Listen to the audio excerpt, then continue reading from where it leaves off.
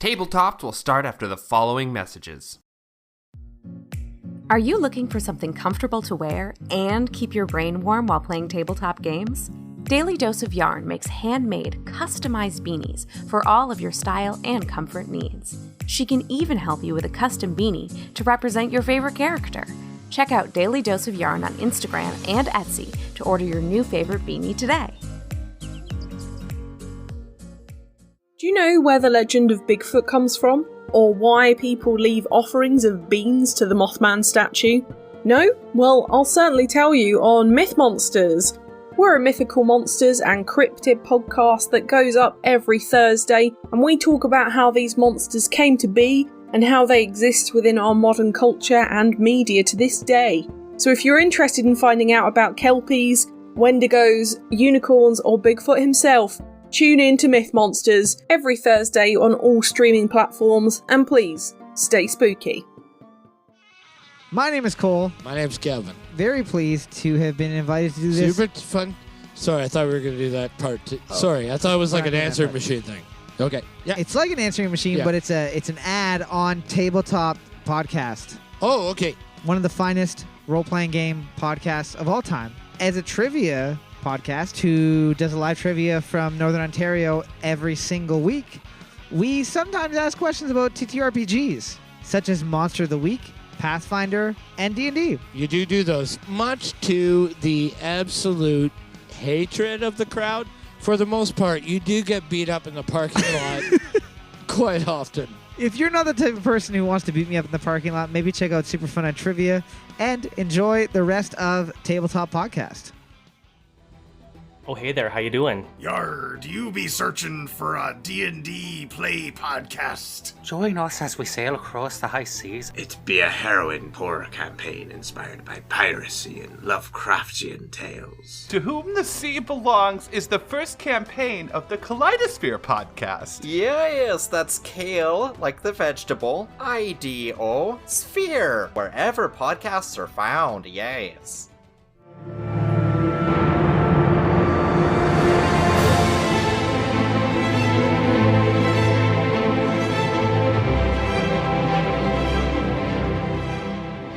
Welcome back, everyone, to another episode of Tabletopped. Today we are talking about the Dullahan, but maybe you know it better as the Headless Horseman.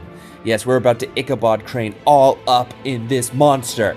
But if you enjoy the show and want to hear more from us, then help support the show by leaving a review in Apple iTunes. You can also send us a message at tabletoppedpodcast@gmail.com, or if you're interested in supporting the show financially, supporting us on patreon.com/tabletopped.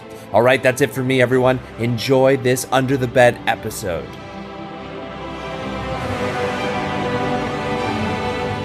Welcome back, everyone, to another spooky Under the Bed episode. This is our Halloween specialty. Every Thursday, another monster review. Today, we are talking about the Dullahan, or, as it's better known, the Headless Horseman. You might remember from Sleepy Hollow times. Who's here to talk about this truly crazy monster with me today? Hello, my name is Greg. I have been obsessed with Halloween since I was a young kid, and when I think of Halloween, the Headless Horseman is one of the first boogeymen that comes to mind. So I am pumped for this. And who else? Oh, sorry. Oh, no. I got you. Oh, no, I lost my head. Just a second. Oh, God. Sorry, it's back. Got my head back. Hi, I'm Shade with a very bad Foley work. All right, so the Dullahan is a monster, obviously, from legend. It's all over the place. Greg, do you know a little bit about the history of the Dullahan? Maybe your personal history with the Dullahan? I know you've experienced one in your past. Encountered one, it's on one dark, stormy night. But but when it comes to like a little, I guess, recap of the stuff on the Dullahan, and with the understanding I'm not like an expert or anything. I'm just a nerd. I'm just a nerd who loves this stuff.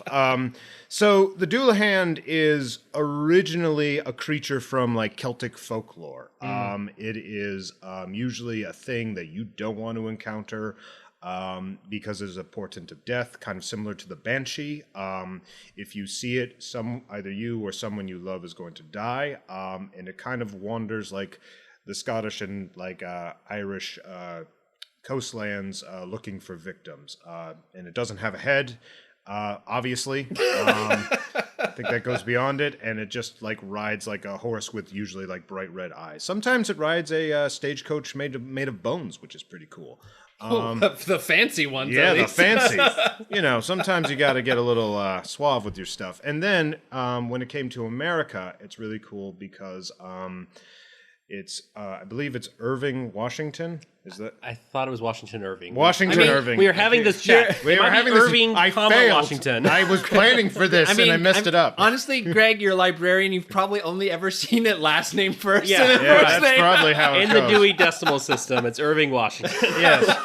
Well, suffice to say, it's cool because it's one of what I would consider the first like Americana horrors, where it is kind of like a bridge between like the monsters of the old world and kind of one of the first formations in this country as like a new boogeyman of sorts, which wouldn't be surprising because the author had a number of friends who were from like Scotland and Ireland. So I have no doubt that this kind of influenced them. It's just he modified it and changed it so it would be something that would like frighten early colonists at the time. And one of them, so he based it off like it's the vengeful ghost of like a Hessian, so mercenary soldiers who were pretty brutal in the day to revolutionaries during the time. So that was definitely something that has just continued, and he's been out there ever since, wandering the northeastern territory of America. And I am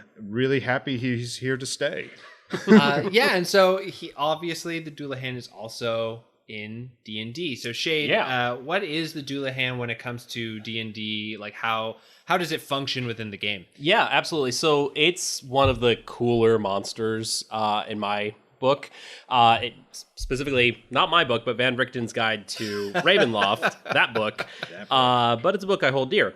So this is a CR10 monster. So out the gate, it's pretty strong. It has legendary actions. It has a mythic form, which is great. Which is pretty rare for CR10s, right? Or not so much? It's not impossible. Yeah, I on the spot could not tell you another one, but that seems in the realm of, CR10 is when things are starting to kind of ratchet up a little bit.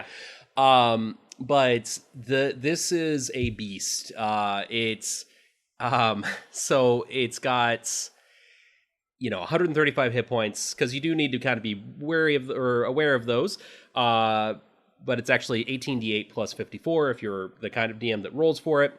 But what's great about the Headless Horseman or the Dullahan is you could just have it wandering around. It has a speed of 30 feet. But why would you do that when it could have a nightmare instead, which is strongly encouraged within the stat block to have a nightmare? So throw in an additional monster, a CR3. By nightmare, do you mean a horse that is... Yes, I'm sorry. If you don't play D&D, that is a horse that is a large fiend, neutral evil. It's literally a horse with fire. It's a Rapidash. Yeah, from Pokemon. It is a scary Rapidash. A scary Rapidash that can do an ethereal stride, wherein it and up to 3 willing creatures within 5 feet of it magically enter the ethereal plane from the material plane, or vice versa. So you want your Headless Horseman to run around, cutting off heads, and then vanish into the ethereal plane and come back out somewhere else? Fuck yes, you do. I think personally... personal bias, but I feel like you always should have a nightmare with your Dullahan. Yeah. What is the point of having a Dullahan if you're not going to show him off? Yeah. That's exactly. It's just that. I agree. And it's in case, again, you don't know what a nightmare is, it also flies 90-foot fly speed. So this sucker is fast and it flies. It's just badass. But the Dullahan itself, let's talk a little bit about some of its great things. So before we even get into legendary actions, it has Headless Summoning, which recharges after a short or long rest. If it's reduced to 0 hit points, it doesn't die or fall out unconscious. Instead, it regains 97 hit points. Jesus Christ. In addition, it summons 3 Death's Heads, which is another monster stat block. So this is a monster that has stat blocks and stat blocks and stat blocks. Exhibit is really in love with it. I mean, this kind of feels like it is in one monster a full encounter. Like it's gonna create mobs. It's gonna create other stuff. It's dangerous. It can revive itself. It feels like it's sort of like in a pinch, you just grab this monster and go. Absolutely. What's also interesting is, like every legendary creature, it has legendary saves. But to your point about it being a CR10, it actually only has 2 legendary resistances as opposed to 3, which I find kind of fun because there's always a meta game, right? Right. Okay, I got to do this, so maybe it'll burn one of the legendary resistances. But it's extra exciting when, it only had to happen twice. Yeah. Like, oh wait, was I miscounting? Then it kind of throws your players off. And anyway, but yeah, so this guy, he can attack. He's got this awesome battle axe that does necrotic damage in addition to its usual stuff. He can throw a fiery skull. Hell yeah.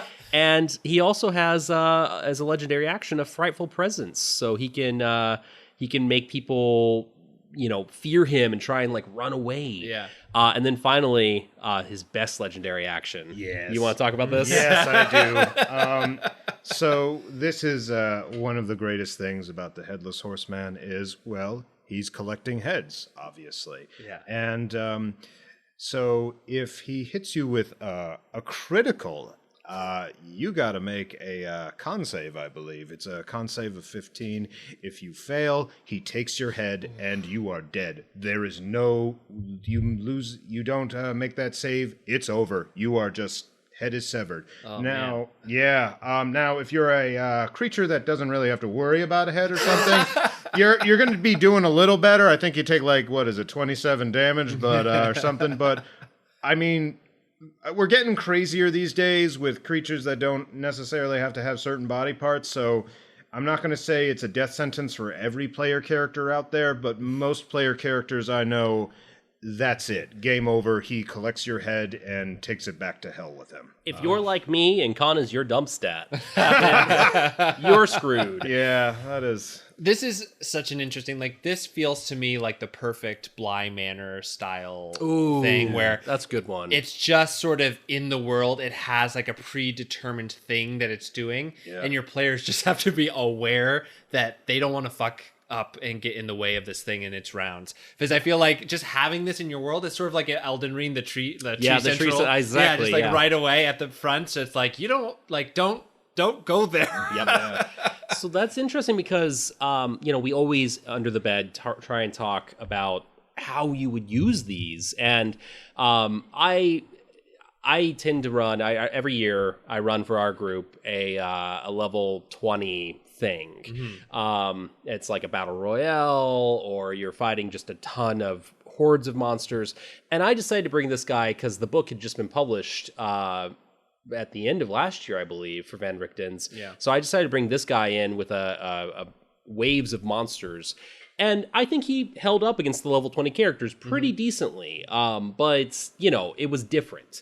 Yeah. If I were to run him in a usual game, I would actually introduce this guy really early. Yeah. Because I love that idea of, oh God, I need to get the hell away from that now. Yeah, and especially it would be great if you are, let's say, I don't know, you're doing a bandit kind of quest and you're on the roads and you've just stopped this bandit and you're all kind of catching your breath and you're talking about, grabbing the things and going back to the thing. Just out of mist rolls in and you start hearing the galloping and you're like, oh shit, we gotta get off the roads right now.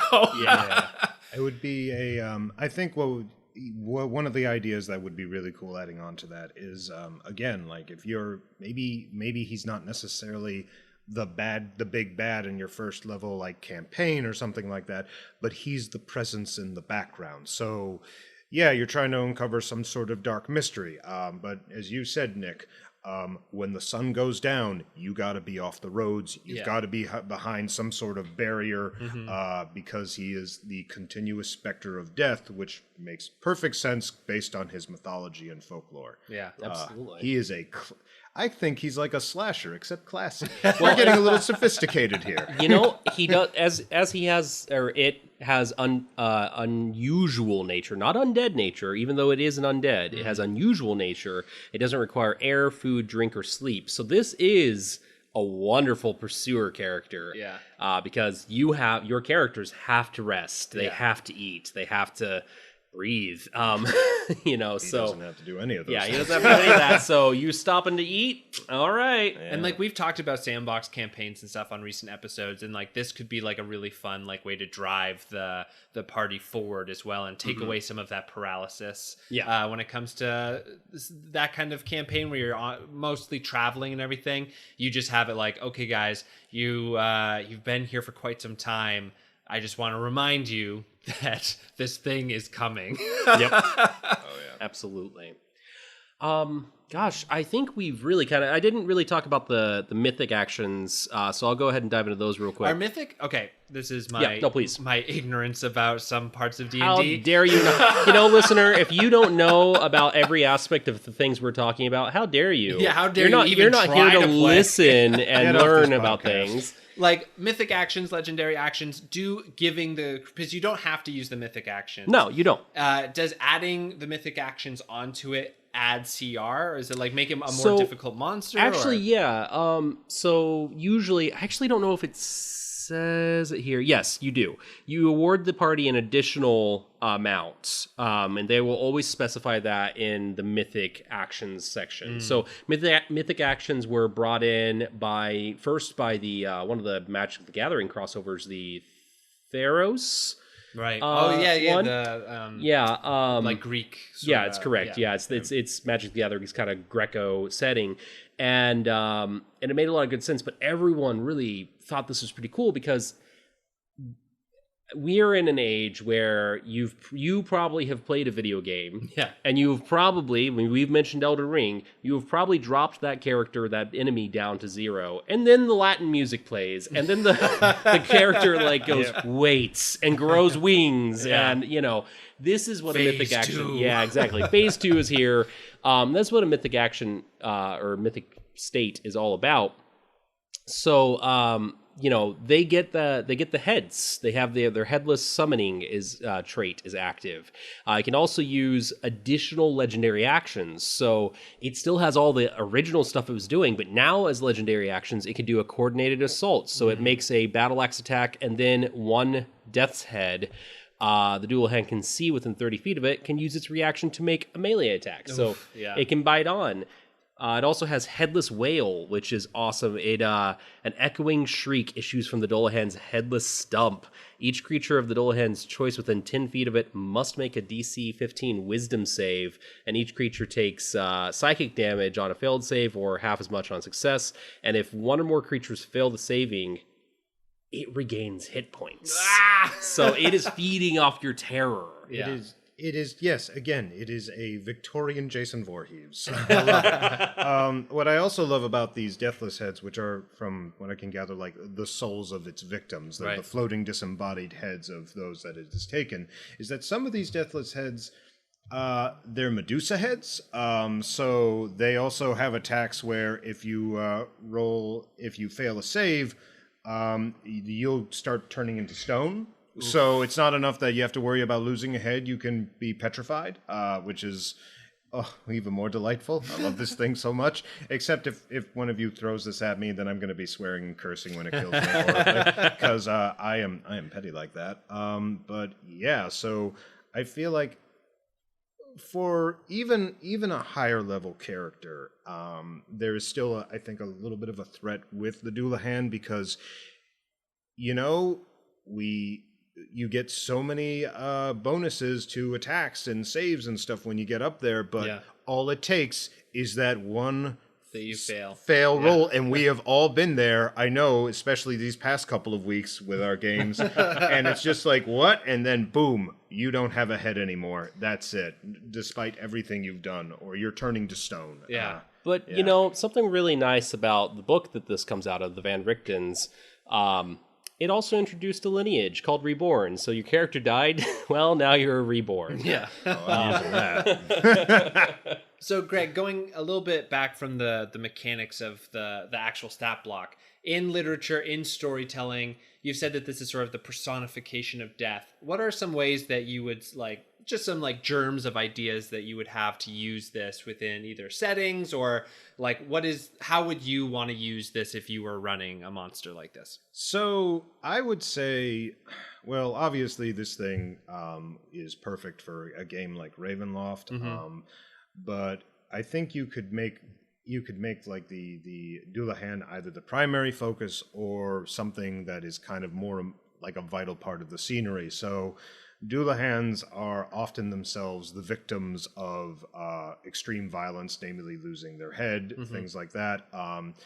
If you were putting this in a setting where there has been a gruesome like battle that has occurred and like death and violence has saturated the fields, having a Dullahan just walking among the plains just there just adds such a dark ambiance to it, and again connects with the threat.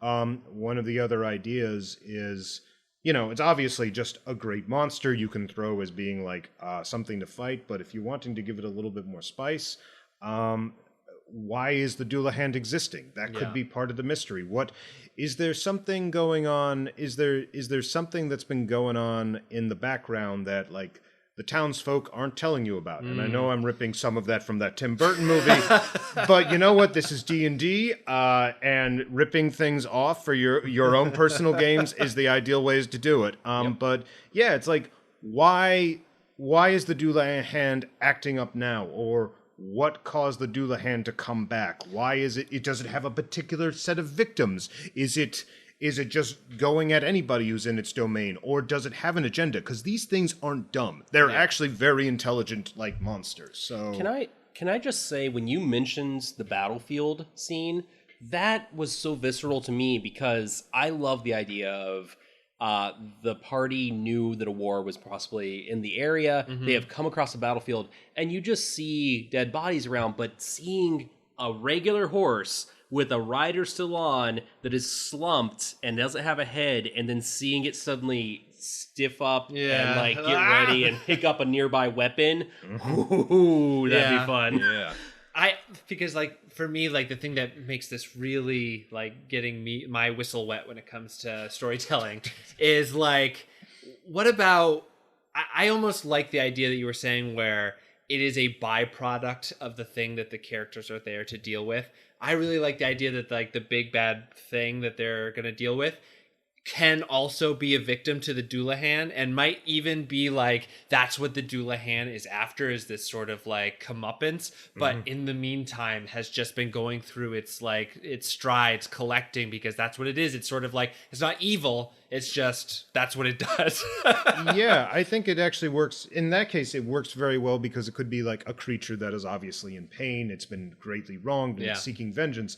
But if its victim, if its rightful victim is beyond its grasp, it's going to lash out and hunt others, because if it can't collect their heads, it's going to take yours. Yeah. I think this is such a versatile creature and such a versatile way to like create a setting. Like you said, Shade, it's almost like the perfect set piece as well as being a monster. Like you can just put this like I said in a previous example, mist rolls in, everyone's like, maybe we should get off the roads. They like hide in like the thing, and then ring wraith style, this thing runs by or whatever, and you hear like the screaming heads on its belt, and like you're like, wow, I guess this thing's out there. Yeah, it's not trying to be sneaky. It's it wants you to know it's coming. Yeah. It has a flair for the dramatic. Just a bit. You know, I didn't even mention, but this is so important. Without a head, you would think, oh, it's probably got blind sight or something. No, it's got true sight, up to 120 feet. So good luck with that. Yeah, you can't invisibility. You can't. Yeah. You can cast fog. Yeah, and that's the one thing you might be able to hide in. Yeah, but Right, somewhere safe. And just going on to the flair for the dramatic, if you're just walking down a road and you hear the Danny Elfman music, just get the hell away.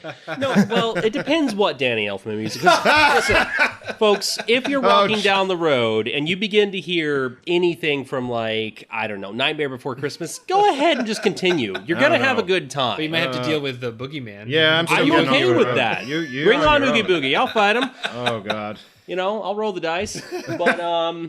But yeah, but if it's the Headless Horseman, the Sleepy Hollow one, then yeah, get the hell out of there. Yeah. Oh, before I forget, just to let you know, just a different flair of things, because one of the coolest things I found out about reading about the folklore of this, the original Dullahan did not carry an axe, it carried a whip made out of a human spine. Ooh, so, yeah. if you're wanting to change things up, I'm just saying, that's pretty metal too. Or both, dual wield. Hey, you know what? This is just a general thing. We'll talk about this some other time, I'm sure, in a little more in depth, but I'm going to summarize it now. It doesn't matter what weapon they're holding because it's just a bunch of dice. Be as flavorful as you want, because that's badass. Yeah, Every like- one of them's gonna have a whip now. Yeah, and maybe it doesn't even this version of it that you use is maybe it doesn't even chop off the head and take it. Maybe it wraps the whip around someone's neck and drags them away or whatever. It's got a morning. No. Yeah, Morning Star. Yeah. Oh, a flail of heads. Yes. Yeah, like I said, such a versatile, really cool creature. Perfect for that one shot you want to run for Halloween. Yeah. Any final thoughts on the Dullahan? Oh, what do you think? I think you can't go wrong with this monster. Absolutely run it in any, even if you're not playing a 5th edition Dungeons & Dragon game, pull one of these guys out. They can fit in anything. And, I'll just say this isn't under the bed segments, but Dullahan will never have bedhead, baby. Okay, I gotta shut this down.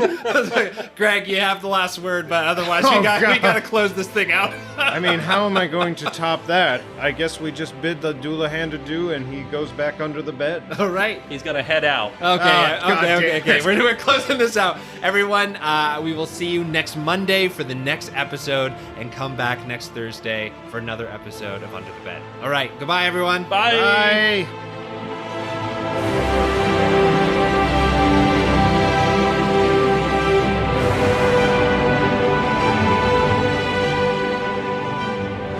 Well, there you have it, another episode of Tabletopped come and gone.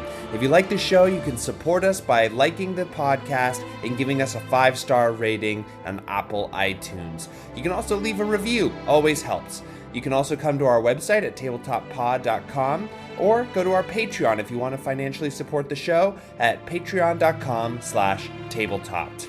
If you're interested in buying some ad space with Tabletop, send us an email. You can either go to our website and hit the contact form there, or send us an email at tabletopppodcast@gmail.com. Enjoy, everyone, and we will see you next Monday for another episode of Tabletop.